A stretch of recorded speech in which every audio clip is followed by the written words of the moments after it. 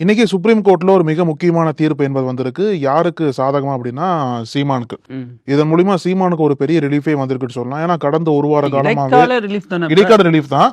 ஆனா கடந்த ஒரு வார காலமாவே தொடர்ந்து பரபரப்பா இருந்தது இல்லையா? ஒரு போலீஸ் ஸ்டேஷனுக்கு ஆஜராகிறது, அப்புறம் அவங்க வீட்டுல நடந்த தாக்குதல், இந்த மாதிரி சம்பவங்களுக்கு மத்தியில இந்த ரிலீஃப் என்பது சீமானுக்கு மிகவும் தேவை அப்படின்ற மாதிரிலாம் சொல்றாங்க இல்லையா? அப்போ இன்னைக்கு சுப்ரீம் கோர்ட்ல வந்து அதுவும் இன்னைக்கு தான் ஹியரிங் வந்துச்சு. ஆமா. ஹியரிங் எடுத்த உடனே வந்து 2 நீதிபதிகள் கொண்ட அமர்வு தீர்ப்பு கொடுத்துட்டாங்க.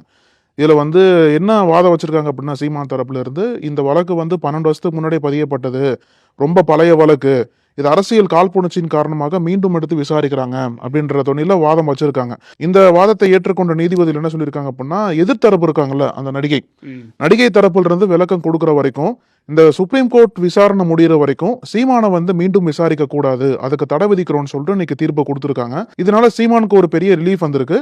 ஆனா அதுல இன்னொரு முக்கியமான விஷயம் என்ன சொல்றாங்க அப்படின்னா, 2 பேருக்கும் அன்அபிஷியலா ஒரு சமாதான உடன்படிக்கை பேச்சுவார்த்தை போயிட்டு இருக்கா, அதையும் பார்க்கணும் அப்படின்ற மாதிரி சொல்றாங்க.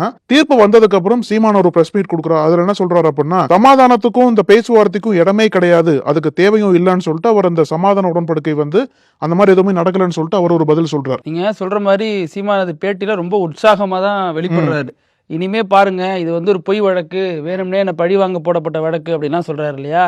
இதை வந்து உச்சநீதிமன்றத்துல ஏன் இது வந்துச்சு அப்படின்னு சில விஷயங்கள் சொல்லப்படுது. ஆமா. இந்த இடைக்கால தீர்ப்பு கொடுத்ததுக்கான பின்னணி என்ன அப்படிங்கிற மாதிரி. ம். என்னன்னா குறிப்பா பிவி நாகரத்னா அவங்க தலைமையில தான் அடங்கிய அமர்வு தான் இந்த தீர்ப்பை வழங்கியிருக்கு.